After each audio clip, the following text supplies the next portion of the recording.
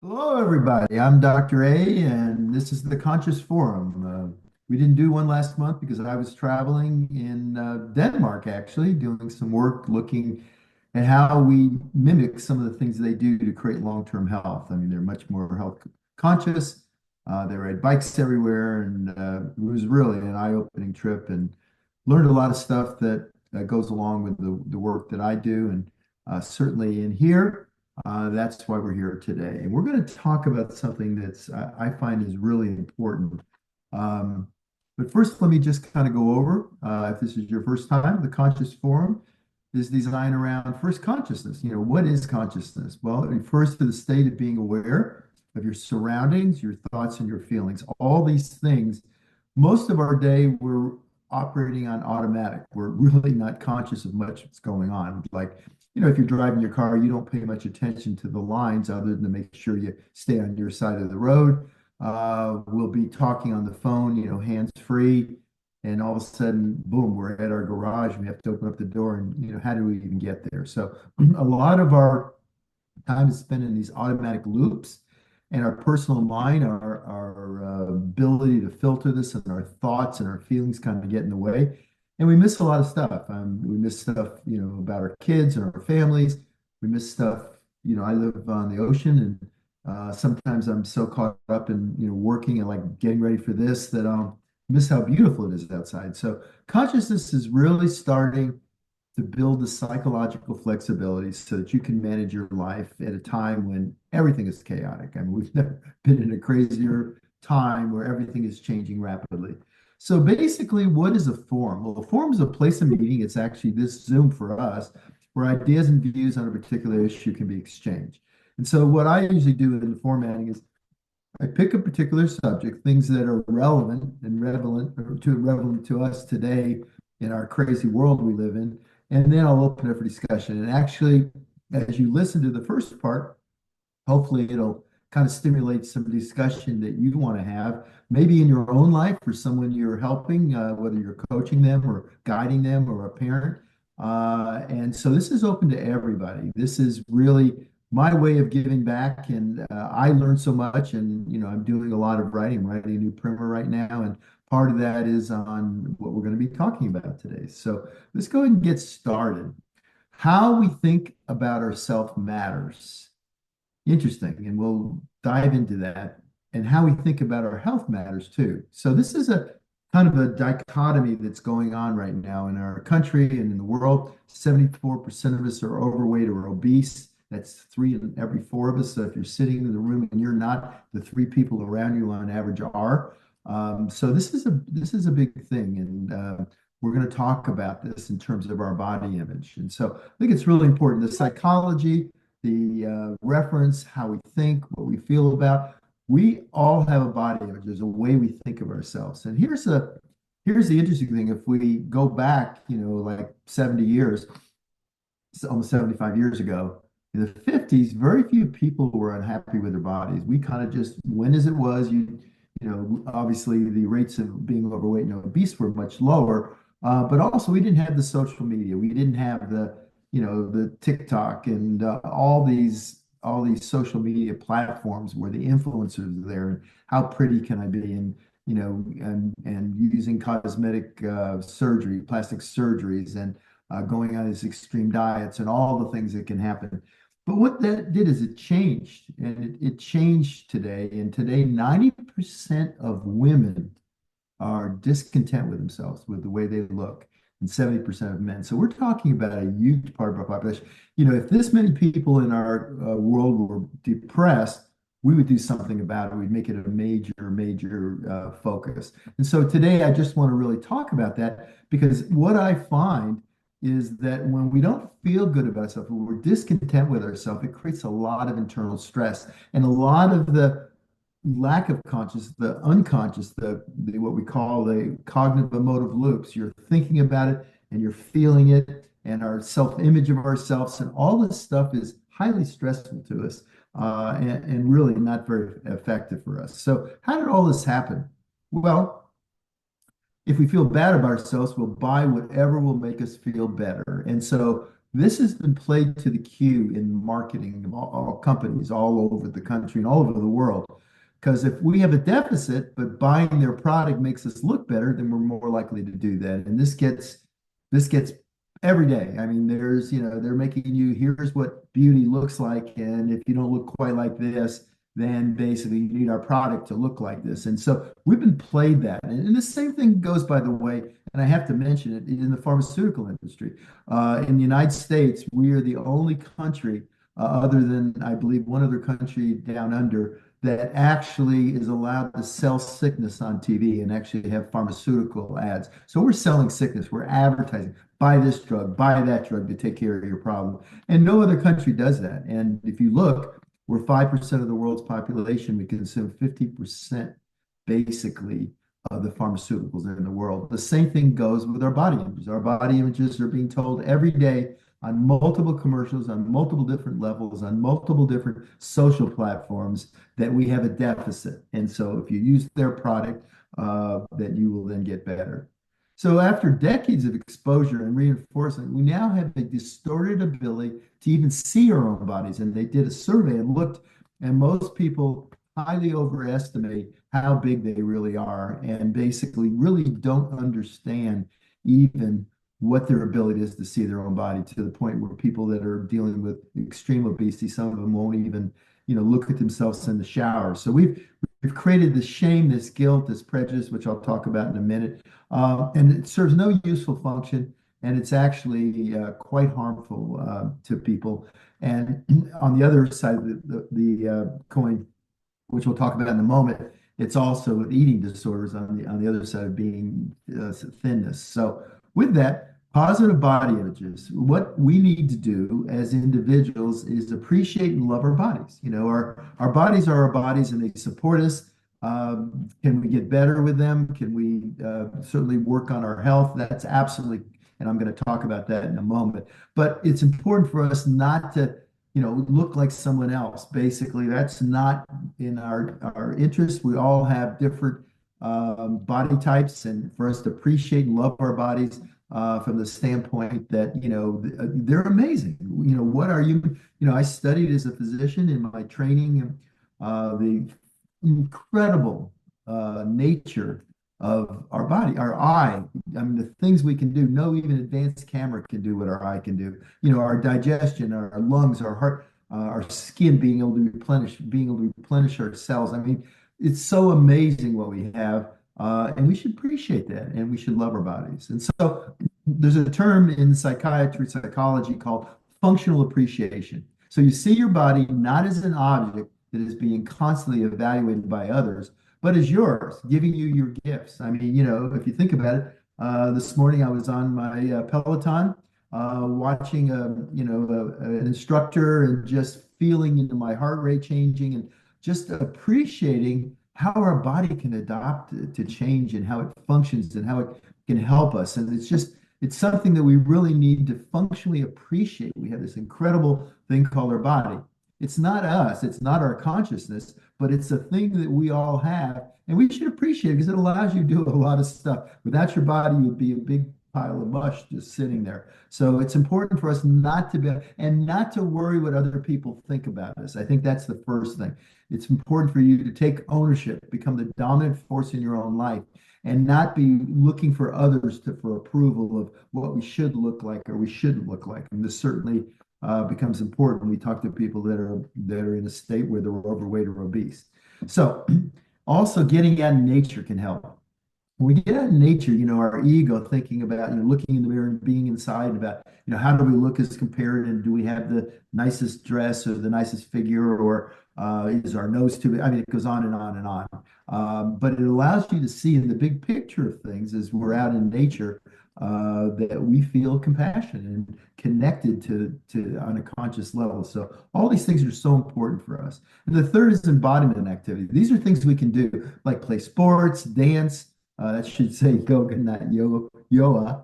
CrossFit promotes what your body can do and promotes a greater self-care for ourselves. And so even going out for walks, taking the dog out, enjoying the day, all these things, being sensed that we can do things and activities and our body is there to serve us and we should sense it as a gift, not as an issue or something that's not where we want it to be. So this goes to the second thing, self-acceptance versus self-starvation. So one of the things that happened, some of you may remember it, they're a little older, but the Twiggy syndrome. In 1966, high school girls, 50% believed they were too fat. By 69, it was 80%. And actually only 15% were even slightly overweight because we changed our image. The Twiggy, this model that came on that was basically pretty thin, pretty much skin and bones, became the image of what was in, what was the cool, what was acceptable. And basically, this has created a lot of issues, and it's important today. And I'm writing a primer on prescription for life right now. That one of the things we'll talk about is with the onset of the new GLP-1 drugs. It's a collision between those two worlds: promotion of an unnatural thinness. It seems that everybody wants to be thin, and that's the cool thing to be in. And actually, what's scary is now with these GLP-1 drugs, it allows you to really restrict what you eat. Naturally, your natural tendency is to, when you don't eat, is for all the signals in your mind, in your brain, in your stomach, in your hormones to say, you got to eat. I'm hungry, I'm hungry, I'm hungry. And that usually will overcome it, and you'll end up eating because your body says, I need that energy. It's just the simple physiologic basic, the way we're designed. And it can lead, as you know, to eating disorders where people binge eat. But the reality is, your body usually makes you eat because it knows that, well, these GLP-1 drugs, because they totally suppress your appetite, can be very dangerous. And so that we need to be very cautionary about using these, especially on people whose BMI is less than 27. And it's important for us to monitor the use of these drugs and make sure they're controlled because it can be a real problem, especially for people with eating disorders. Now, on the other side, that you shouldn't try to reach a healthy weight and accept yourself at whatever weight you are. So this is about in response to fat prejudice, the social stigma, the harm that's caused by that. For many, many years, people look at people that are overweight or obese and think that they're lazy or they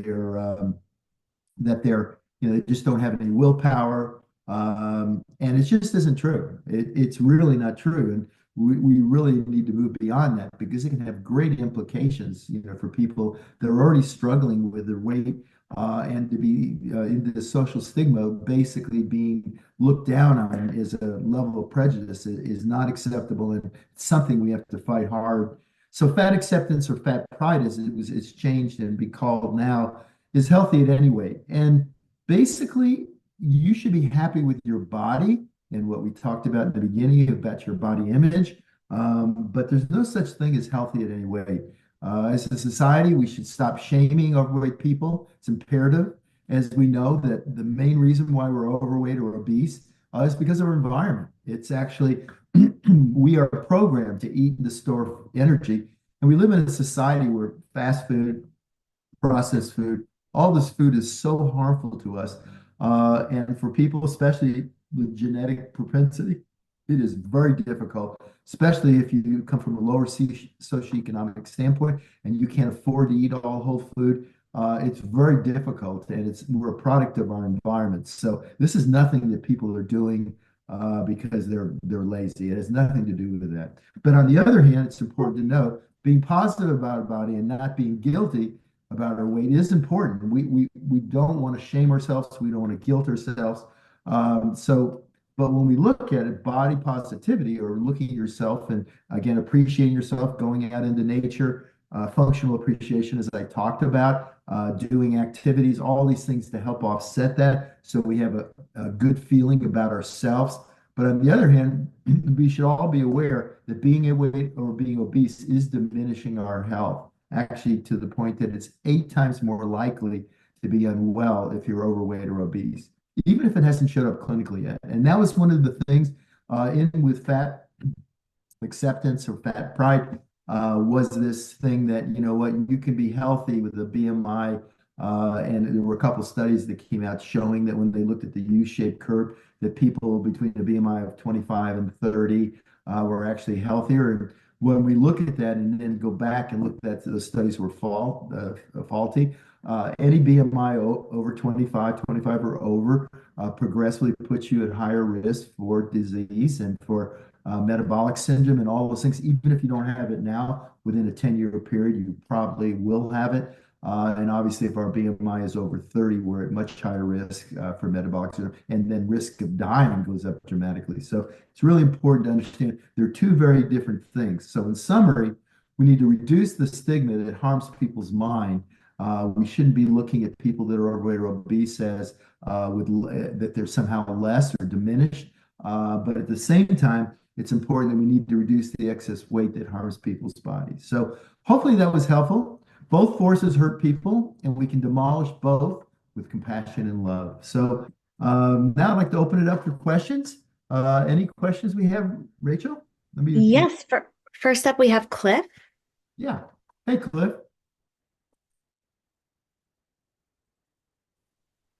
Okay, I am unmuted. Great. All right. Hey, Dr. A. How are So you? I'm great. Thank you. How about Good. you? I'm awesome. Terrific. So I got on the call in August and I was asking you for some advice because I found myself reacting very quickly to the negative situations, my emotional tripwire was very, very tight. And I said, what is the one thing that I could do and that would make me be able to react in a more positive manner? And Yeah, I you remember went, that. yeah, yeah. And you went through really some great information. And at the end, I said, thank you. I said, so what's the one thing? And you said, Cliff, I just gave you a whole bunch of information. You know, go to the mental gym and work on this stuff and get back to me. So that's what I've been doing. Particularly, actually, what I did, I went back to your conscious forum that where you had that video wonderful video that you did about how we can work with our mind. And so I went to that, and was reviewing that, and every day I really went into the mental gym. And it's funny that you use that term because when we go to the gym, we don't just go to the gym and we got it, right? I mean, yeah, we work out that one day, but it's every single day. It's going in and conditioning ourselves over time. So the fact that you use that term, the mental gym, is really very meaningful to me.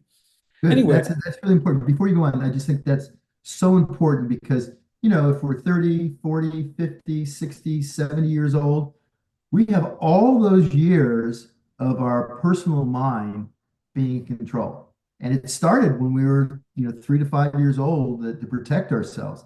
And we've created this whole scenario and story. And bottom line is your personal mind or your ego is running the show. And it doesn't want it, it will do everything you can to continue to run the show.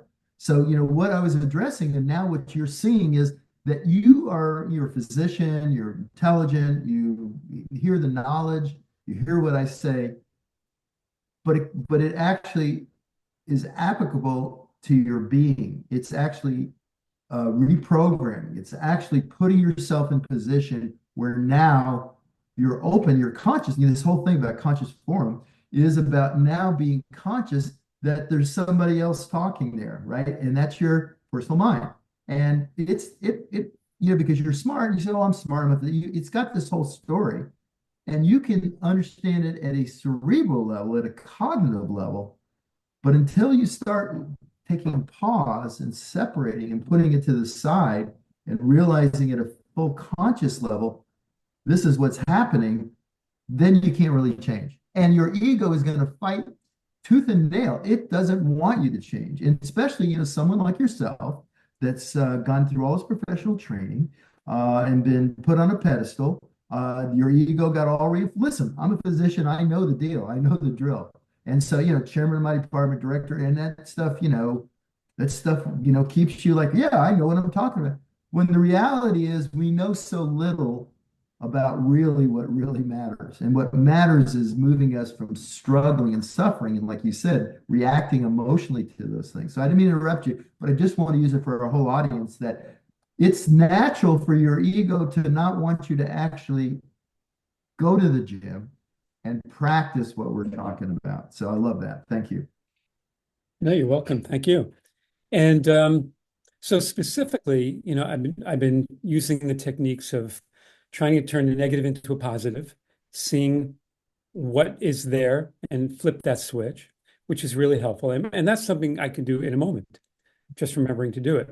The other one was the big one was really being the witness, witnessing the situation, and I picture the kids standing on the rock looking at the river, and watching what's going on. And that piece is, I think, the part that has been taking repetition to really be able to get that better and better.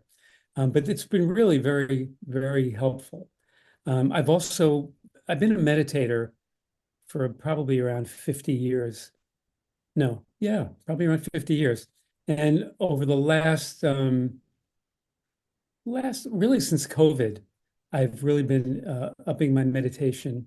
And very specifically, since we spoke on the phone, since we spoke on Zoom, I've been meditating, I would say almost every single day, twice a day for 20 minutes. And that also has been very, very helpful. So I wanted to get back, let you know that thank you for the help and that it's been working. And it's actually been spilling over into different parts of my life. It's been spilling over into my relationship. It's been spilling over to my business for sure. And thank you. You're welcome. And, does it feel nice not to suffer? It does. It does. What a concept, right? We I spend so remember much time beating ourselves up, right? well, there was, I think it was a Zen expression, pain is inevitable, but suffering is optional. Exactly.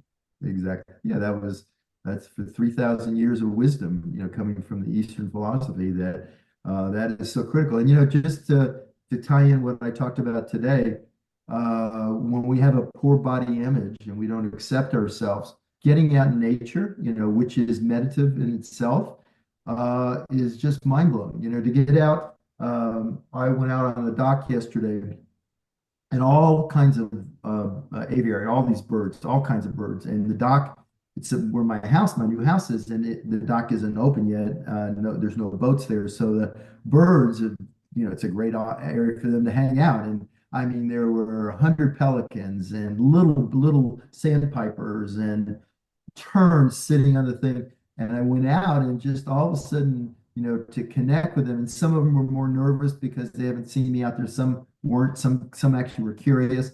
And to feel that connection, we are so fortunate to be alive in this world. I mean, it's incredible. And to realize that when we get we're not the center of the universe, right? And our egos want us to be the center of the universe. And we put ourselves in that position, we're going to suffer because the world's not going to be by the plan that our ego wants it to be. And so if things don't match the way you want things to be, you're going to suffer. And there's just no reason for it because we should be so appreciative. So really appreciate that, Cliff. I'm glad it's working. That's the idea. Is I'm not here to hear myself talk. I'm here to help us all grow and for us to work together. So really great feedback. I appreciate that. Thank you. Thank you. Cool. Awesome. Rach, who we got? All right. Next up, we have Wanda. Wanda, can you come on camera? There we go. Hi, Wanda. Hi, how are you? I am fantastic. First of all, thank you so much for covering this topic because it is definitely a needed topic, in my opinion. I struggle with the mindset of accepting my body daily. I have always struggled with that, being obese since childhood, and then I went on to lose a significant amount of weight and over the last few years, and last year just really struggled a lot with my body because of excess skin. I carry about 15 pounds of extra skin on my body, and it daily affects how I see myself. And I do pretty well most of the time, but there are times that I just don't even want to look in the mirror. And it makes me sad that I'm even doing that to myself, because I worked really, really hard with nutrition and fitness and with my coach, and to get to where I am. And I love myself and I love the work I've done. But then there's these moments where I'm triggered, and it's just really overcoming sometimes. So I just wondered if you could, speak to what do we do in those moments where it takes us to this really sad place where we don't like our bodies at all and the outcome after so much work. Yeah, well, that's a tough one. Because you've like I was talking with Cliff, you've had your ego, the way you look at yourself, right? And the way you position yourself and the way you numb yourself or repress those emotions for so long in your life. And now you've made such gains. And it's really important to focus on the gains, not what's wrong, but what's right. And I think the things that I talked about, basically not just acceptance of yourself, but functional acceptance that look how much you've changed. I mean, you have, and I'm going to use something that we don't usually think of because depending on how old we are, but let's just take the extreme. Let's take a 20-year-old beautiful woman that's gifted by her genetics with beautiful looks, right? Now, if she spends her whole life using that as her functional relationship with guys and with life, that's going to end. She's going to get to the point where she's going to be 60, 70, 80. And that's where, movie stars, people, that are in the modeling agency, that's where they go to the plastic surgeon and they look and they can never have enough. That's extrinsic motivation. Those are things that we use to reinforce that we're okay. And they have nothing to do with us. They have to do with things if you were, if you look like the model, one of the, I don't know who right now, I guess, what's her name? Margot Robbie, right? One of the models like Wolf on Wall Street, that actress. Yeah, she was gifted physically. But if actually you look at her, she's a great actress and she's actually worked on her craft and become a great actress. And so she'll be able to go into her 30s, 40s, 50s, 60s and still do films and be able to adjust that because she hasn't made it about her body. And I think it's really important to look at it the same way is that, some of us are luckier than others, but the reality is that the improvements you've made and the work you've done, the reinforcement of all the things you've done to get healthier are so much more powerful. You are loving your body, like you said, you're loving your body in that, and your physicality and how you actually look about yourself isn't dependent on anybody else. And you shouldn't compare yourself to anyone. You are a unique human being with all the talents and gifts, the love you have for other people, your relationships, your family, the things that are important. And you need to look at those things and say, you know what? I am so grateful and so grateful that I've been able to improve my health. Because the bottom line is improving your health has dramatically altered the quality of your life, the physical quality of life, your lifespan, and your health span. And so you're able to do so many more things, and you should be so grateful. And I think the things we talked about today are a great thing to practice. As I talked about going to the mental gym, go to the appreciative gym, right? Go up there, appreciate yourself, and don't look at yourself like there's this little person inside you, that ego looking down and being judgmental of yourself, right? And oh, I don't look like that. Listen, there'll always be just like the neighbors, right? It's all the same psychological. And grass is greener on the other side. There's always going to be pretty people that are prettier than us and people that are uglier than us. And it honestly doesn't matter a bit. And when we do compare reality, it's really organizing your life what matters most to you, not to anybody else. Bottom line is you have such gifts and your body gives you such gifts. And because you've now taken care of it and because you've lost weight and gotten healthier and you're moving more and you're sleeping better and you're enjoying, and I'm sure functionally you're able to do so many more things, right? That's what you focus on because that's the real work. That's the work that really matters. Does that make sense? Yes, it does. And like I said, the majority of the time I'm there, but honestly, it's like when I'm changing or in front of the mirror or getting dressed, and it's like a deep dive and I have to work. It's exhausting, sometimes mentally to have to work myself back up to that place that I try to stay most of the time. Right, so do you remember stop, challenge, and choose? You remember me talking about that like a whole bunch? Okay. Soon as you start feeling that feeling, stop, challenge yourself. Why am I letting my past, my ego take me to that place? You know why? It wants, see, it's so unhappy that you're happy most of the time now, right? Your ego wants you to suffer and it wants to alleviate the suffering by being in charge. It's just like I have to tell you that and we're not going to get into this, but I think psychologically, the reason why a lot of people struggle as they lose weight is because they were at that weight because it helped take care of things. It could be something, they might have been, psychologically damaged or sexually molested as a child. And so they gained the weight to protect them. I mean, there's many different things that we do in response, especially when we're little to protect ourselves.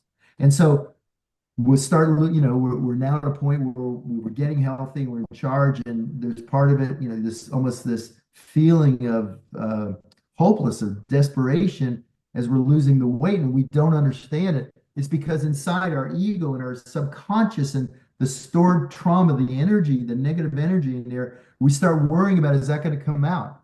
When the reality is our past is our past. Your present is all you've got. And as you learn these skills, you go to the mental gym, you develop psychological flexibility, you learn to release. And when you start feeling that stuff coming up, that icky sauce coming on, bottom line is stopping, allow it to come up. Don't repress it back and say no, because as soon as you do that, you're not addressing it. Allow it to come up and have a good cry. Want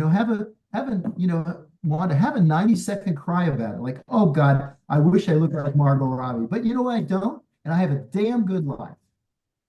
Does Yeah, that make I sense? think that's what I'm not doing is allowing it, as you said, that I'm not allowing it to come up and make me sad. I'm suppressing it because then I start guilty because I've lost half of a human being. I mean, I've That's lost so, half of my body weight and so cool. about, and I'm How long have you done that? For how long have you had that? December 9th will be 4 years. I lost 4 years. 110 pounds the first 11 months, but was triggered with one of these things was the trigger. I started binge eating for a year and a half, but I got some help with that this summer.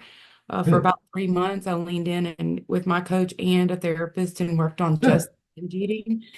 But I haven't eaten for 3 months, which is a huge win.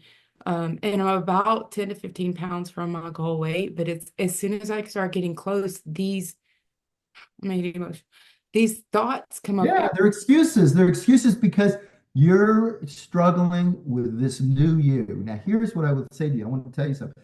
I I wish wanted her to look better in the mirror. I would, hey, I would give you, if I could come through the phone right now, the Zoom right now, and give you an Academy Award. I'm going to tell you something. Statistically, to lose half your body weight, I'll just tell you statistically, to lose 50 pounds and to keep it off for 4 to 5 years, less than 0.1% of the population does that. So you have learned, grown, and you did it. It's cool. It's so cool. So don't let the superficiality of that get in the way. It's your ego trying to make you feel bad and get shamed. Come on, let's gain some weight back. You're done with that. You are done with that. Cool? Yeah, that's good. All right, good. Just keep it going and work on it daily. Don't let and feel those feelings. Remember, learn to feel your feelings all the way through. Okay? So let myself be sad, but don't stay sad. Yeah, it's listen, those are emotions.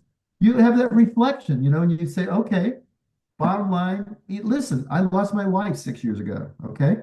And I have times like during Thanksgiving, and I have that 90 seconds, right? And I'll cry, just like I'm crying right now, because I'm so proud of you. And the bottom line is you need to be proud of yourself. This is about not what any other person thinks, is about what you think. And to feel those feelings, to be alive with emotion, That's a good thing. That's not a bad thing. The bad thing is to try to repress it and say, oh, I can't let this happen. No, it did happen. You made the changes. You're a different person. You've got incredible progress. Be so grateful and proud of yourself and move on.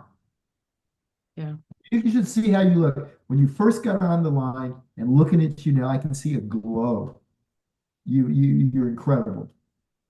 Thank you. That 0.1%, I had no clue about that statistic, but I'm just sitting here going, I'm in a dang good club. You are. You're in a dang good club and you've done the work. Congratulations. Yeah, Thank you. cool. All right, who's next? Oh man.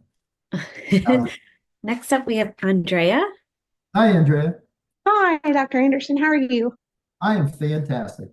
Good. So, my question is, when you created this of how we think about ourselves matters, um, I have a very strong feeling about who I am. I know my intelligence. I know my worth. I know my appearance is good. I lost 100 pounds, feel great. I felt great when I was 100 pounds heavier, had all the confidence in the world, just was not healthy.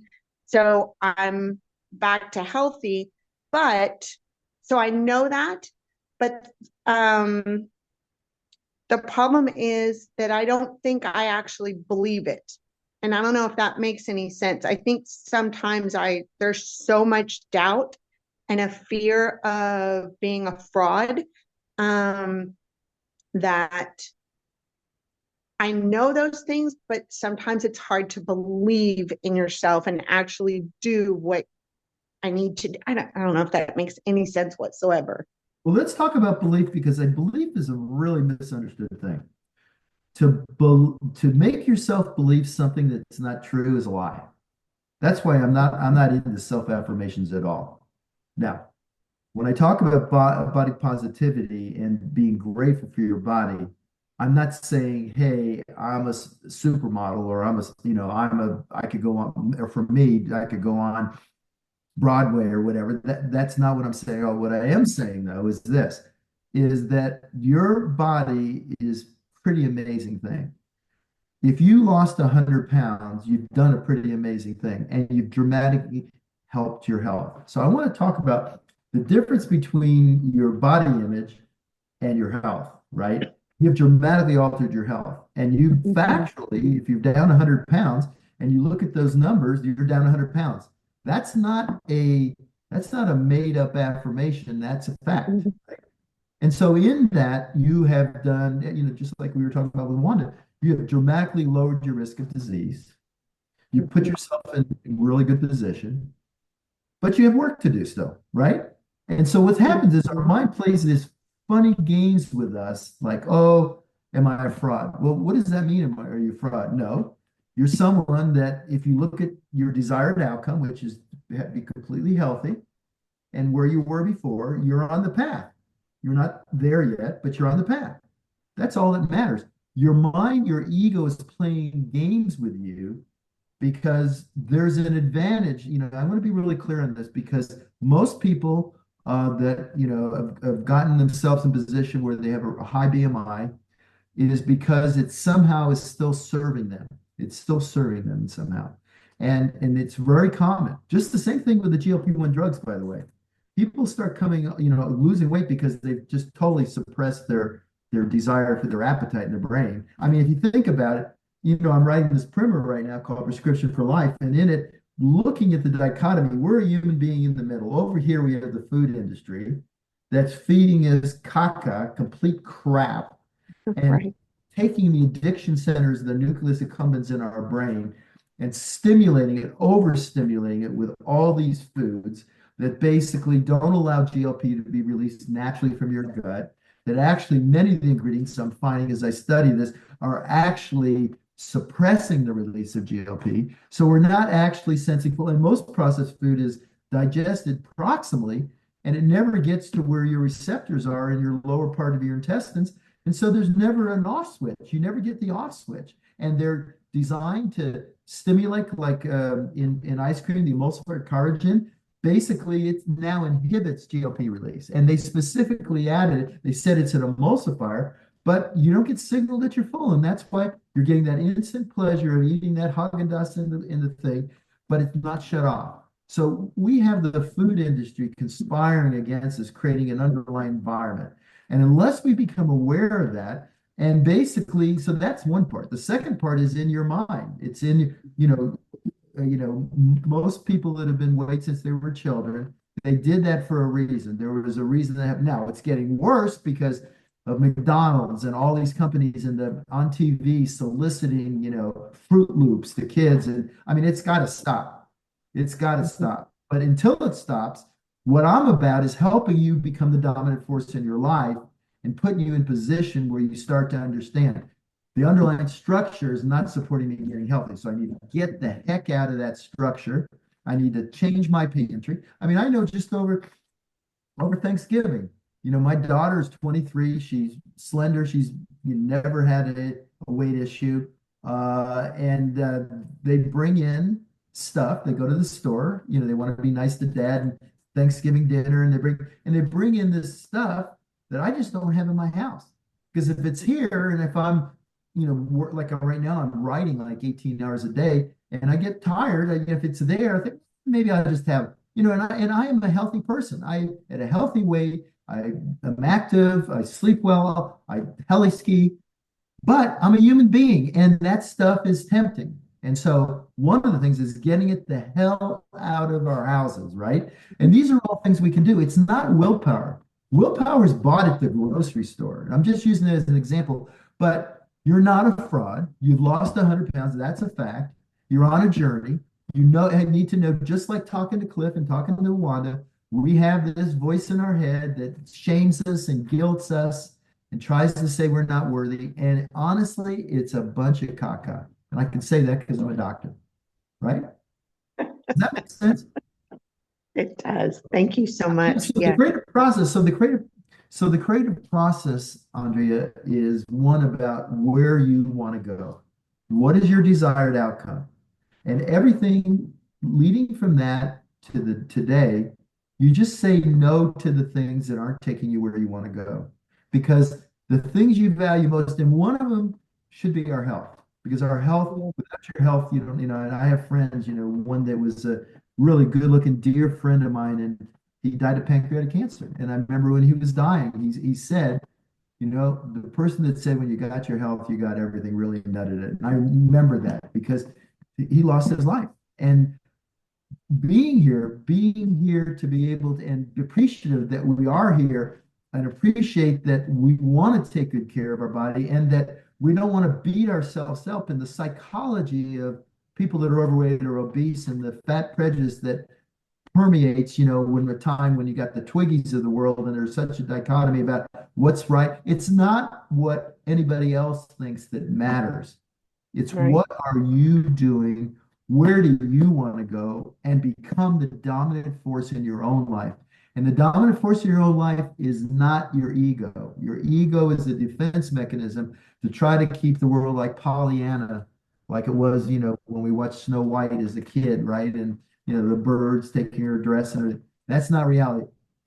Life is intrinsically unstable, but yet it's better than the alternative, right? Any alternative? Yeah. That's right. So if that's true, then and so when I'm talking about basically being grateful and appreciative of your body, be grateful, appreciative you have a body and you're here. And at the same time, know that one of the things you want to do for yourself, the gift to that body, is you want to get to a healthy weight, because it allows you to have a longer lifespan. So you get more time on this incredible planet, and you have a greater health span, or the quality of your life. Just looking for a moment at Japan, not to digress, Japan has 3% obesity. They don't need the GLP-1 drugs, because in their culture, they start teaching those little kids all the things we're talking about, to respect eating healthy, that these are the things that are good for it. They actually taste better. They give us more satisfaction. They start exercising, doing things. They exercise in the factories. They make living a healthy lifestyle part of their culture. And you do what other people do. We copy each other. And so if you create an environment, surroundings that are healthy, then we'll copy that. And that's the goal. That's what I'm all about, is knowing that you have everything inside of you, and we have the tools and the vehicles to help you create exactly what you want. So stop spending time doubting that, appreciate where you are and what you've done already, and go to work. Me against me, go forward. Yeah, not you against you, you against creating an optimal health and well-being.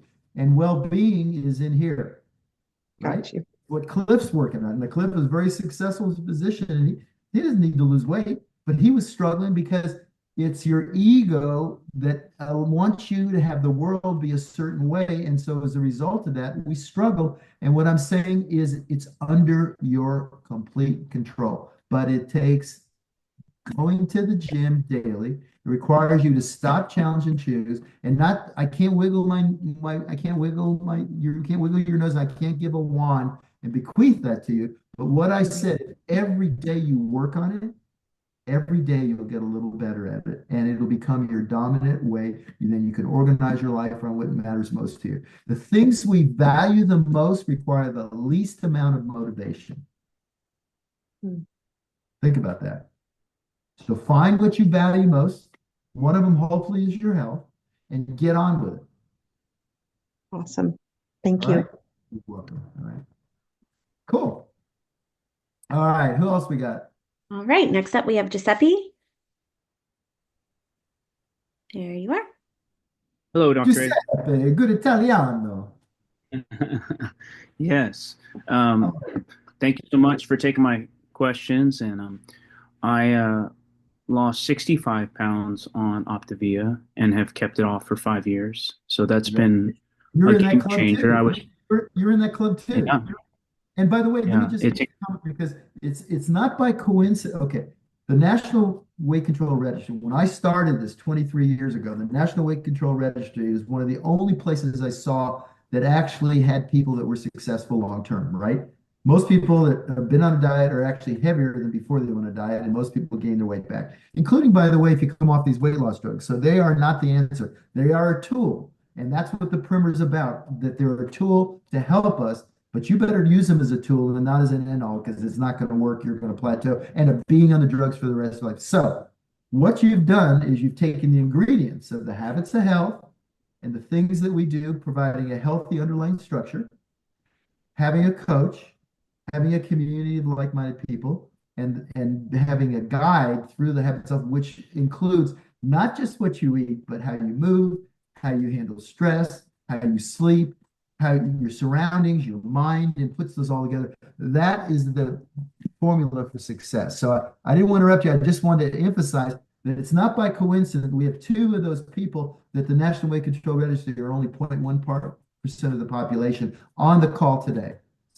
And because you're working on yourself, and you're here because you want to learn and grow. So anyway, I just want to give you accolades. Yeah. Thank you.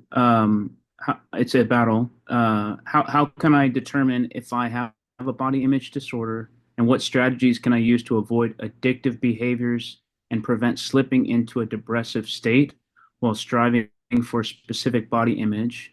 And lastly, is it unhealthy to desire a certain body image? Okay. So I'm going to reword it. We all have a body image. Okay. We have that little, like, it's almost like, think of it, it's your ego, but you have this little thing, it's a little person inside of you that's judging you all the time, right? And what it's doing is it's looking out and it's surveying what you see on TV, what you see in the romantic movies, the love, all the beautiful people, the Bachelorette. It goes on and on and on, right? It is pervasive in our society. And the idea is, if they can make you not feel good about your body image, then they can sell crap to you. And most of it's crap. Why do you think the gobbledygooks, and if you look at, especially, because women, you saw 90%, it's a huge number. So they have this huge market, and what they do, just like Godiva chocolate, more expensive, wrapped up in a pretty package, and so you'll pay for it because it brings you instant satisfaction. All these high-end cosmetic gobbledygooks, right? The serums and the anti-aging and the stuff, they wrap them up in gold and everything. what they want you to do is, oh, okay, I don't look like I want to because they want me to look like this, and they have these beautiful models and these people that, by the way, most of those people are miserable because they are fully motivated by extrinsic motivation, which is their looks, and that's why they're always in getting more surgery because they need that to keep them going because they're none of the extrinsic measures, by the way, are long lasting. They all going to go away. If you're counting on your beauty to last, it ain't going to happen. If you're counting on your wealth to keep you happy, you can never have enough wealth. And the same thing with actors and baseball and athletes with fame, right? You can never have enough of those things if that's what drives you. The highest level of motivation basically is intrinsic motivation, finding something you love that you want to get good at and you want to share with others. That's where I'm at. That's the joy. This call, I love doing these forums. People say, God, you're so busy. Do you have time to? I love doing this because I am intrinsically motivated to awaken people like just everybody that's been on so far, including yourself. You've done the strides. You're listening, you're learning, you're growing. You're not letting that program from 5 years old continue. You're open and you're curious and you want to learn and grow. And as a result of that, you have the opportunity to change. So the first answer is yes, you have a body image. It's okay to look at it, but be grateful for where you are and say, I want to improve. And the things that you can improve that are intrinsic, number one is your health. Okay. You made a dramatic change by losing that much weight. You dramatically changed your health. So, and your health span and your lifespan. So that's something you should be really proud of. If you want to, it's okay to want to look good, and that's fine. But make that from the inside, not from the outside. It's not about getting cut up on the face. And, now, if someone is in the industry or someone wants to have plastic surgery for something, and it's one of their goals, not as an extrinsic motivation, but because they're still on TV or, whatever, that's okay. But if you're looking to do something on the outside to make you feel better on the inside, it just does not work. That's not how it works. Everything we do, and that's why psychological flexibility, that's why we go to the mental gym, so that we now can take those moments where we're not feeling quite right, analyze them. Most of them are from childhood trauma or triggers or negative energy that we've stored in us. Let them come up and just work on releasing that. Because basically, as you know, there are, including basically Andrea, right? She said, yeah, I had a great feel about myself even when I was 100 pounds heavier, right? She chose to be that way, right? But she's still dealing with the reality of the things that are real, and we want to make sure we adjust them. So to answer your question, our body image is our perception of how we compare to everybody else. And I can tell you that if you compare yourself to everybody else, you will never be happy and you will always suffer. So that's the second one.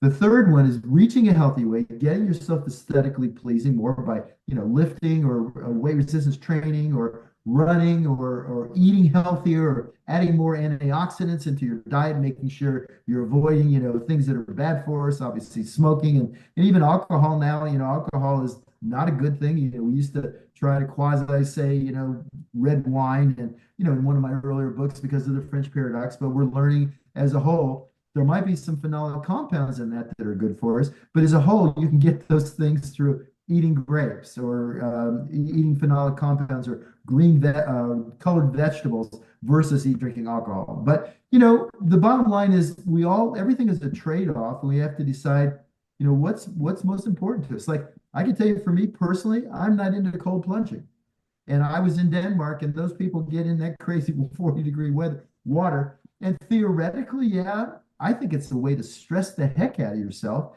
And although it may boost your immune system and give you a rush, it's just something I prefer not to do. And so if that's the thing I have to do to live that extra month, I'd rather spend the rest of my life in comfort in warm water versus cold water. So everything is a trade-off. So I think, and I love that you're smiling like that because we shouldn't take ourselves too seriously, right?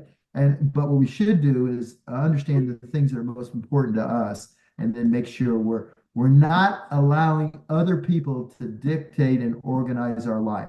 we become the dominant force and we organize our life around what matters most to us. And so I always ask people in the key areas of your life, whether it's your vocation, your relationships, your health, your finances, all those areas, find out what is most important to you and then organize your life around having those things that are the most important, that you value the most at the top. So you're constantly motivated. I mean, people, my family was here and says, "Are you going to retire?"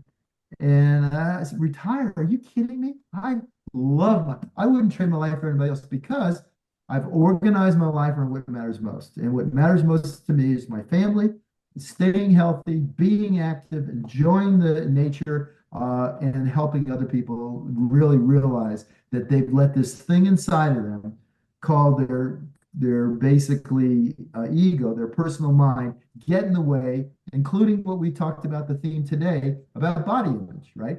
We have a body image and we're not happy, and so we suffer. That is not good for us. Just like fat prejudice is not good for us. It's not good for people to do it to others. It doesn't help anybody. And yet at the same time, so that's why this movement came, the fat, basically fat pride, is because people are so tired of being prejudiced against, and it's not right. But also to realize you can have both. You can feel good about yourself at the same time. One of the things about feeling good about yourself is continually working on in a tough place. It's an obesogenic world.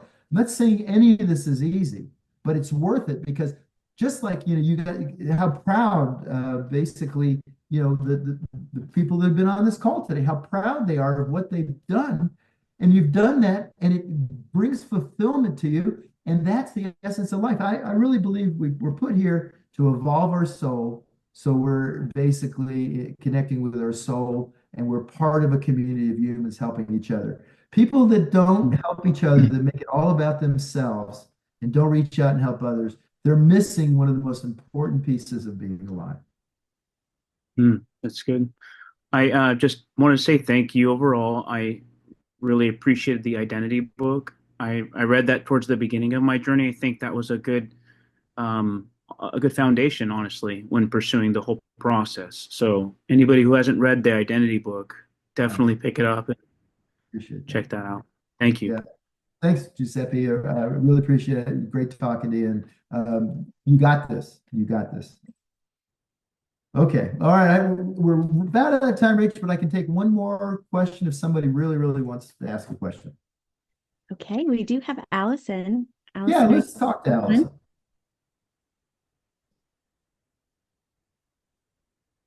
there you are. There she is. How are you? Good. I'll make it quick. I've been doing the work that you walk you us have. through. I know. So much so that I love what I see in the mirror now, which is massive for me. However, it's keeping me from getting to my healthy BMI because I will catch myself in the mirror and wink and and talk positively to myself. I'm so good to myself, but it's keeping me from sticking to program long enough to get to the healthy BMI that I really want and need. Okay, so let's talk about that. Okay. Bottom line, they're two very different things. To love yourself and to be happy and appreciate yourself is one thing. To reach a healthy weight is another thing. Statistically, there is no healthy way. A BMI of 25 or less, or right around there or less, puts you at the optimum place in terms of your health span and your lifespan. So that should be enough. If you love yourself so much, then Yep. bottom line is say, this is a priority and I need to do it. They're not related to each other. Yes, you don't want to beat yourself up and you want to love yourself, because if you're beating yourself up and suffering, that causes emotional eating. That causes you not to want to get off the couch. That causes all the secondary things. So that part's awesome. You got that covered. But the most important thing is reaching your healthy weight from your body standpoint. So if you like your body, take good care of your body, right? Because it's got to last you a long time. And so does that make sense? And that's just the switch. That's the only switch you need to make, is make that decision. And to know that that's a different task, right? Reaching a healthy weight, and you're working on emotional well-being, right? You're getting that down and you feel much differently about yourself. But don't make sure that it's completely, I'm going to just challenge you here for a minute. Make sure it's completely real, that you're not feeding yourself a bunch of bull. Okay. Okay? Yep.